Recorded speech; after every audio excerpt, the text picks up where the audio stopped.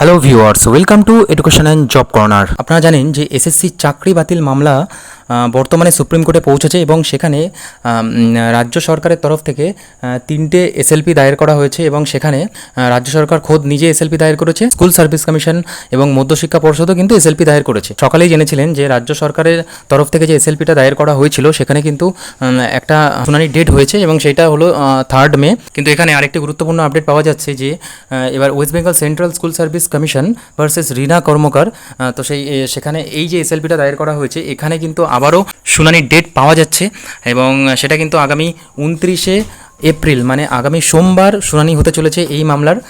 তো সবসময় বলবো, বারবার করেই বলবো যে যারা আপনারা যোগ্য প্রার্থী আছেন সবসময়ের জন্য বলবো প্যানেলটা বাঁচুক, কারণ প্যানেলটা বাঁচলে যোগ্যরাও বাঁচবে এবং যারা রাস্তায় আন্দোলন করছেন যোগ্যরা তারাও বাঁচবেন।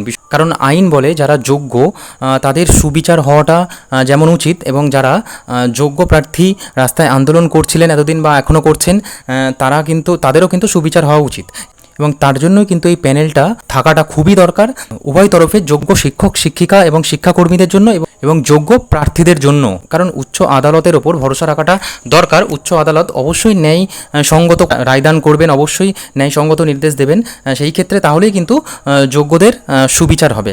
ধন্যবাদ।